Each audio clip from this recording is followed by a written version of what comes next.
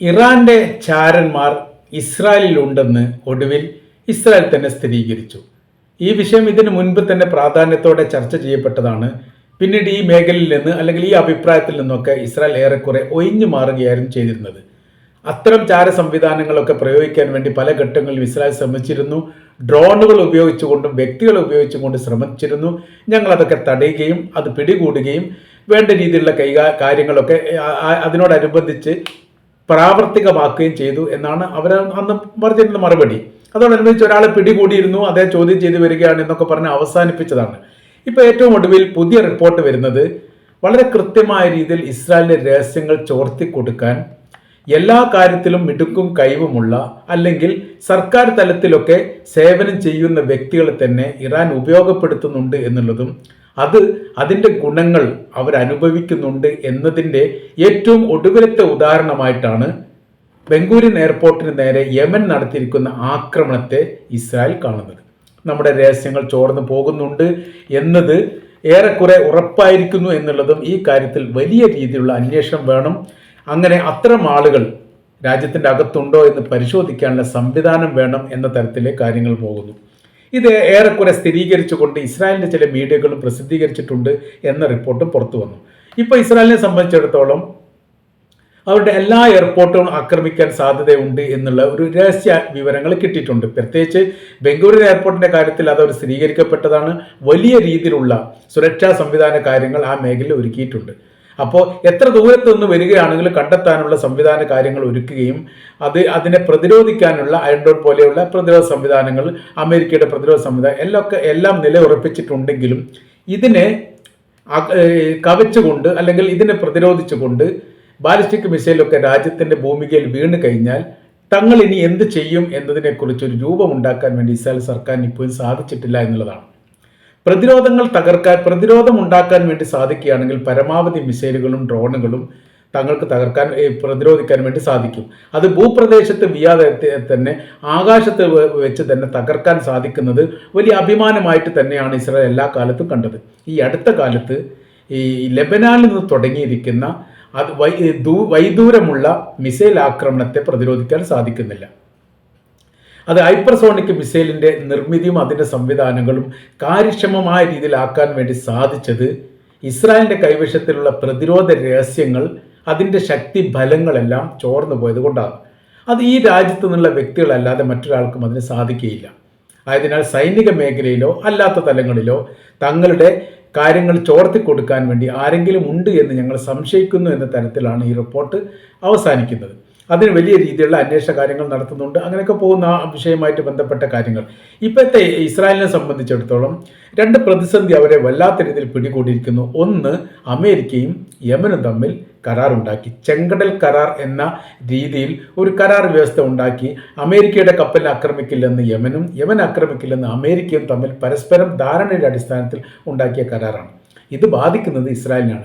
ഇസ്രായേലിനെ ആക്രമിക്കാൻ വേണ്ടി അമേരിക്ക അനുമതി നൽകുന്ന രീതിയിലാണ് ഞങ്ങൾക്കത് ഫീൽ ചെയ്തത് എന്നുള്ളത് ഇസ്രായേലിൻ്റെ ഒരു പ്രതിനിധി തന്നെ സമ്മതിക്കുന്ന കാര്യമാണ്.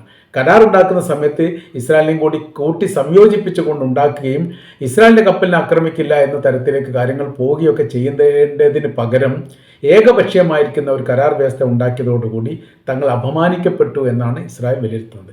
ഇപ്പോഴത്തെ സാഹചര്യങ്ങളൊക്കെ പറയുന്നു ലെബനാൻ അതിർത്തിയുമായിട്ട് ബന്ധപ്പെട്ട ഭാഗങ്ങളിലൊക്കെ ഏറെക്കുറെ സൈനികരെ പിൻവലിക്കുന്നു, ഗസയുടെ ചില ഭാഗങ്ങൾ പിൻവലിക്കുന്നു.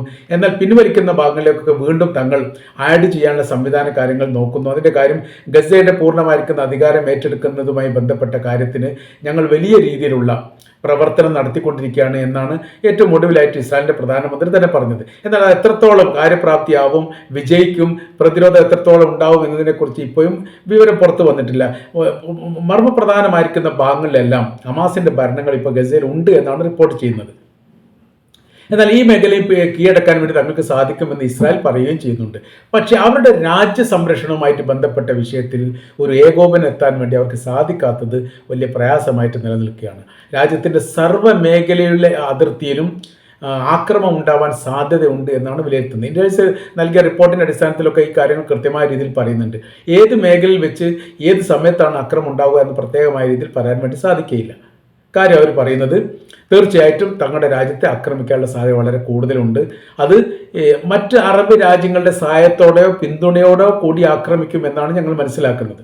അത് സൗദി അറേബ്യയുടെ ആകാശം ഉപയോഗിച്ചുകൊണ്ട് യമൻ ഇസ്രായേലിനെ ആക്രമിച്ചതുമായി ബന്ധപ്പെട്ട വിഷയം വലിയൊരു ഗൗരവത്തോടു കൂടി തന്നെയാണ് ഇസ്രായേലിനെ നെസറ്റ് ചർച്ച ചെയ്തത്. അവർ പറയുന്ന കാര്യം മുൻപത്തെ പോലെയൊന്നുമല്ല, അറബ് രാജ്യങ്ങളെ പൂർണ്ണതോതിൽ വിശ്വസിക്കാൻ വേണ്ടി പറ്റില്ല, നമ്മുടെ നയങ്ങളോട് സമീപനത്തോടൊപ്പം ചേർന്ന് നിൽക്കുമെങ്കിൽ പോലും ഇപ്പോഴത്തെ ഒരു സാഹചര്യത്തിൽ അവരെല്ലാവരും നമുക്ക് എതിരാണ്. ആ എതിരായിരിക്കുന്ന സ്ഥിതികളാണ് ഇപ്പോൾ കാണാൻ വേണ്ടി സാധിക്കുന്നത്. അവരുടെ ആകാശം വിട്ടുകൊടുത്തിരിക്കുന്നു, അതിലൂടെ ആക്രമണം വളരെ എളുപ്പമായിരിക്കുന്നു, ലക്ഷ്യം കണ്ട് ആക്രമിക്കുന്നു, നമ്മുടെ എയർപോർട്ടിൻ്റെ ഭാഗങ്ങൾ തകർന്നിരിക്കുന്നു, 25 മീറ്ററോളം കുഞ്ഞ രീതിയിലാണ് കാണാൻ വേണ്ടി സാധിക്കുന്നത്. ഇത് ലൈവായ രീതിയിൽ ലോകം തന്നെ കാണുന്നു. ആ കണ്ടതോടുകൂടി നമ്മുടെ ശക്തിയും ബലവും ക്ഷയിച്ചുപോയി എന്നുള്ള വിലയിരുത്തലുണ്ടാവുന്നു. നമ്മുടെ എതിർക്കപ്പെടുന്ന വിഭാഗത്തിന് വലിയൊരു അസുലഭ സമയമായിട്ടാണ് ഇതിനവർ ഉപയോഗിക്കുന്നത് എന്ന തരത്തിൽ ഇതിനെക്കുറിച്ചുള്ള വിവരങ്ങൾ പോകുന്നു. അവർ ഏറ്റവും വലിയ പ്രയാസം ഉണ്ടാക്കുന്നത് പ്രതിരോധ സംവിധാനത്തിൻ്റെ രഹസ്യം ചോർന്നതുകൊണ്ട് ശത്രുപക്ഷത്തിന് ആക്രമിക്കാൻ വേണ്ടി അവർ നിർമ്മിക്കുന്ന ആയുധത്തിൻ്റെ ബലവും ശക്തിയും കൂട്ടാൻ വേണ്ടി സാധിച്ചിരിക്കുന്നു എന്നുള്ളതാണ്. ഇനി നമ്മൾക്ക് എന്ത് ചെയ്യണം?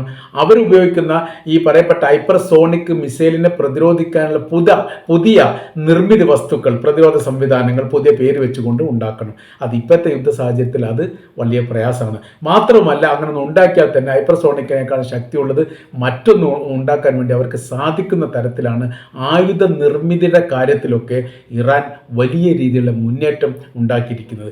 അത് ഇപ്പോഴാണ് നമ്മൾക്കത് മനസ്സിലാക്കാൻ വേണ്ടി സാധിച്ചത്. അത്ര എളുപ്പമല്ല ഫലസ്തീനെ കീഴടക്കുക എന്നുള്ളതും അവരെ കീഴടക്കിക്കൊണ്ട് ഭരിക്കുക എന്നുള്ളത്. അത് അതിനേക്കാൾ ശ്രമകരമായിരിക്കുന്ന കാര്യമാണ് എന്നൊക്കെ നമ്മൾക്ക് മനസ്സിലാക്കാൻ വൈകിപ്പോയിരിക്കുന്നു എന്നുള്ളതാണ് ഇസ്രായേലിൻ്റെ നിലവിലെ സാഹചര്യത്തിലെ കണ്ടെത്തൽ.